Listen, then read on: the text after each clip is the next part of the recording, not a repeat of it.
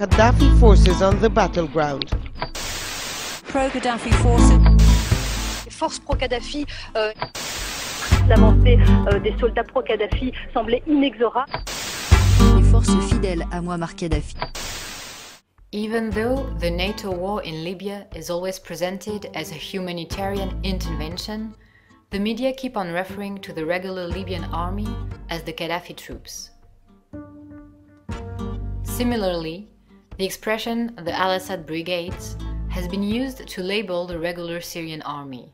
This ambiguous terminology was, and still is, continuously used by the media to deprive the legitimacy of the Libyan and Syrian people and their regular armies from them. Afterwards, the media, supported by notorious NGOs, spread the information that the Gaddafi forces had beefed themselves up with groups of African mercenaries. Mercenaries shooting people in the eastern city of Benghazi. Il est entouré d'un corps de mercenaires payés grassement. African mercenaries. To have mercenaries brought in from that state into Libya. Genevieve Garrigos, president of Amnesty International France, was invited to speak by the channel France 24 on the 22nd of February 2011, which is the following day after the alleged Libyan army attack on their civilian population. This information has been since contradicted by numerous facts and testimonies. Et d'ailleurs, nous, vendredi et samedi, on avait des informations comme quoi, dans les troupes qui étaient envoyées contre ces manifestants, il y aurait eu des mercenaires étrangers, justement pour accélérer le processus de répression. Genevieve Garrigos claimed she had information regarding foreign mercenaries working on the side of the Libyan army. This claim will also be presented by the Dr. Slimane Bouchouiguer in the United Nations Human Rights Council. These mercenaries seem to have carte blanche to pillage and kill all civilians without distinction. Nevertheless, 5 months later, and after an inquiry by Donatella Rovera in Libya, the position of Genevieve Garrigos is entirely different. Genevieve Garrigos, bonjour. Vous êtes la présidente d'Amnesty France. Je voudrais vous interroger sur plusieurs sujets. Premièrement, Donatella Rovera, conseillère sur la réaction aux crises chez Amnesty International, s'est rendue 3 mois en Libye. Elle fait état d'emprisonnement de citoyens libyens et étrangers par le Conseil national de transition. Ce dernier, nous les présentant comme des mercenaires.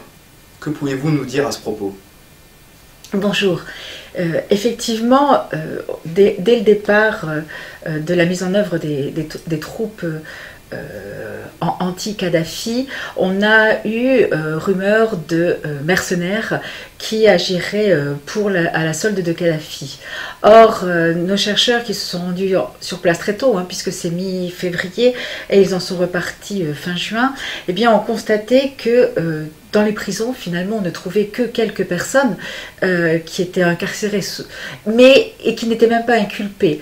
Et de fait, ça a surtout été des rumeurs qui ont été colportées avec des accusations vis-à-vis de personnes qui soit étaient de peau foncée, voire noire, et qui pouvaient être des Libyens, parce qu'on oublie que les Libyens du Sud ne sont pas forcément de type arabe, ou d'autre part des étrangers, ce qui a créé une espèce de peur, de xénophobie, et certains ont été maltraités, voire battus. Bon, certains ont été emprisonnés, et aujourd'hui, force est de constater qu'on n'a pas de preuves concrètes d'utilisation de forces mercenaires par Kadhafi. Oui, en effet, puisque votre collègue dit également qu'elle n'a pas vu du tout de mercenaires et que tout ceci est une légende colportée par les médias. Est-ce que vous confirmez cette information ? Absolument. Le travail fait par Donatella, et c'est pour ça qu'on a envoyé des chercheurs très tôt sur place, était de voir si véritablement on retrouvait des mercenaires. Or, ce n'est pas le cas. Et elle parle notamment du cas d'un jeune Algérien dont le patron a dû faire une attestation comme quoi il travaillait bien dans une pâtisserie alors qu'il était suspecté d'être mercenaire. Et à l'heure actuelle, vraiment, nous n'avons aucune trace, nous n'avons aucun élément confirmant ces rumeurs. What was considered as information before is now categorized as a rumor by the same speaker.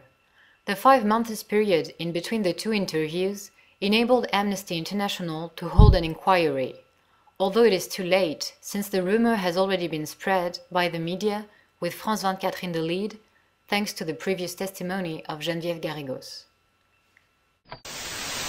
D'ailleurs, nous, vendredi et samedi, on avait des informations comme quoi, dans les troupes qui étaient envoyées contre ces manifestants, il y aurait eu des mercenaires étrangers. On a eu rumeurs de mercenaires. These rumors led to particularly dramatic outcomes. Indeed, being portrayed as being mercenaries, Black Libyans were and are murdered in Libya. This documentary, broadcasted on Libyan television, reveals that Black Libyans forming part of the regular army were killed with this rumor used as a justification externally. Yet, all the material goes to prove that this man was definitely Libyan. الشهيد هشام منصور برجال صالح وكان وهو عسكري متخرج من الثانوية ونحروه للجبناء الأوغاد والله ينتقم منهم إن شاء الله. This racial component of the Libyan war was in fact calculated and orchestrated in order to execute a geopolitical project of restructuring. It is a project imposing hatred and division amongst the Libyans and therefore fueling the distinction between light-skinned Libyans and dark-skinned Libyans. As demonstrated by the late Professor Samuel Huntington, this project intends to use the so-called dividing lines of civilizations, which are the following.